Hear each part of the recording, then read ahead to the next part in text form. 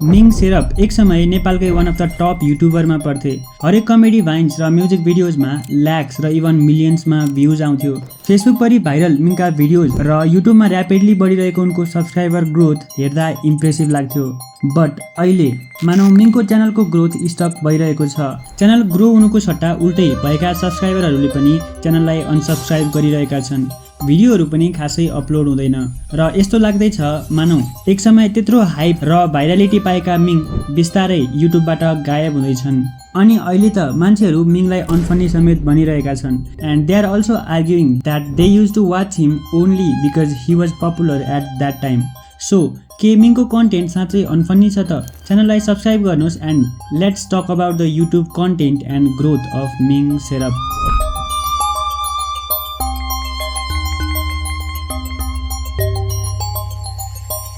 मिङ सेरपका भिडियोहरू 2018-19 तिर एकदमै धेरै चल्दै थियो। मोस्टली उनको कमेडी भाइन्सहरू टिनेज भ्युअर्स र बच्चाहरूप्रति टार्गेटेड हुन्थ्यो।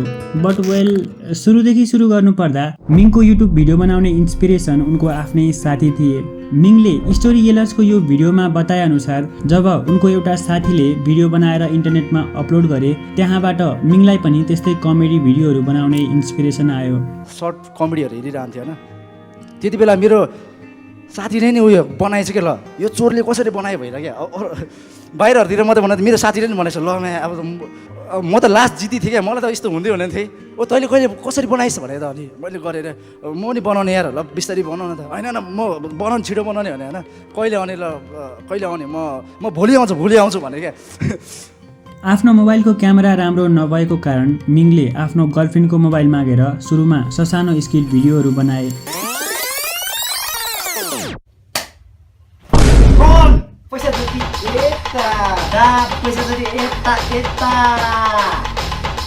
ती भिडियोहरूले राम्रो पर्फर्म गर्दै थिए। नयाँ भ्युअर्सहरूमा भिडियो पुगिरहेको थियो and he was getting good response from viewers. उनको कमेडी टाइमिङ र रिलेटेबल स्किट्सले अडियन्सलाई कनेक्ट गराइरहेको थियो। त्यो बेला मिङको कमेडी स्टाइल फ्रेस लाग्थ्यो। Simple mobile camera, relatable situations and थोरै एक्जाजरेटेड एक्सप्रेसन्स र धेरै बुम बाम ठिस्काउवाला साउन्ड इफेक्ट। त्यो टाइममा जसले पनि भाइन्स र स्किट भिडियोहरू बनाउने गर्थे उनीहरू सबैको फर्मेट लगभग यस्तै थियो। नेपालमा यस्तो कन्टेन्ट हेर्ने मान्छेहरू त धेरै थिए but there were not many creators who was making such skit videos. यही कारण जब मिङले यस्तो ससानो स्किट भिडियोहरू बनाउन थाले they gain tremendous attention overnight. As a result मिङको च्यानलमा भ्युज र सब्सक्राइबर्स नपत्याउने तरिकाले बढ्न थाले। स्किट भिडियोहरू त राम्रो चलि नै रहेको थियो। त्यससँगै उनले आफ्नो च्यानलमा केही म्युजिक भिडियोहरू पनि अपलोड गरे।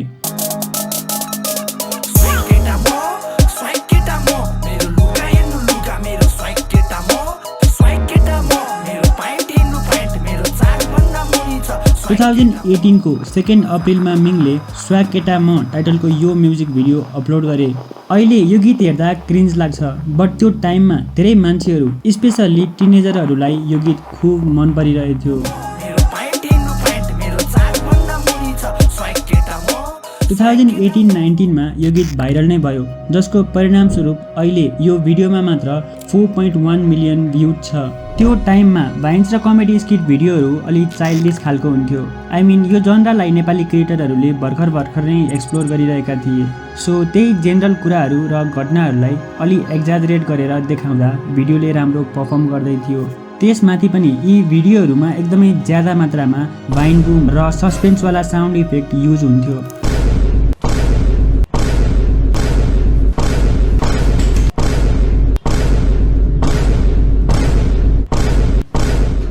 एनिवे टाइमसँगै युट्युब, इन्टरनेट कन्टेन्ट र भ्युअर्सको प्रिफरेन्सहरू बदलिँदै थियो।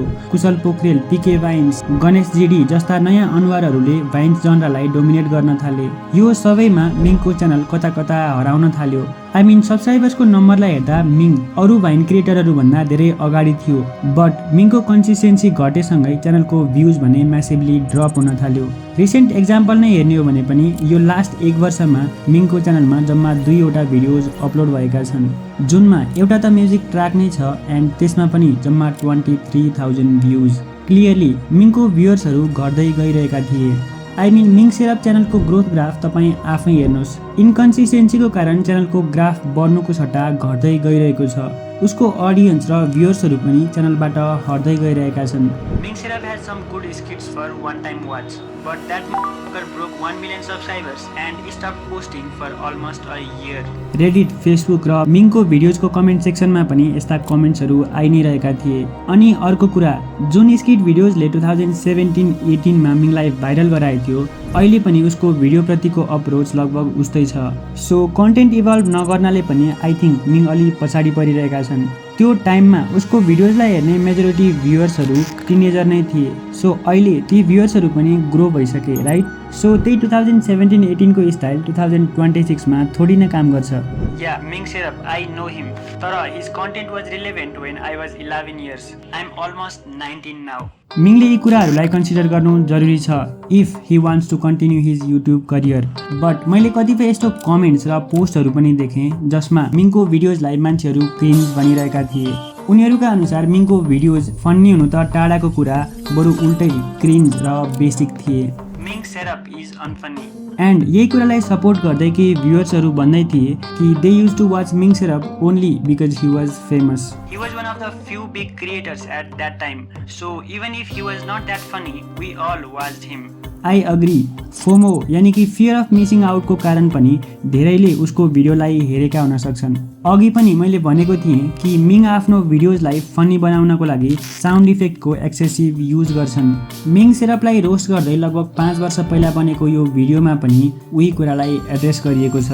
Ming Serap is another internet comedian. Being an internet comedian, he loves the bang sound effects just like everybody else. I don't understand यो internet comedians हरुको हरेक भिडियोजमा 100 एउटा bang effect हाल्नु पर्ने obsession. It is supposed to be a joke, right? मतलब shocking situation लाई represent गरिरहेछ त्यो sound effect ले as a joke. Then here's the thing. If you are repeating the same joke that is being shocked over and over and over again in your single video, how is that even supposed to be funny? So these are the reasons why people find him unfunny.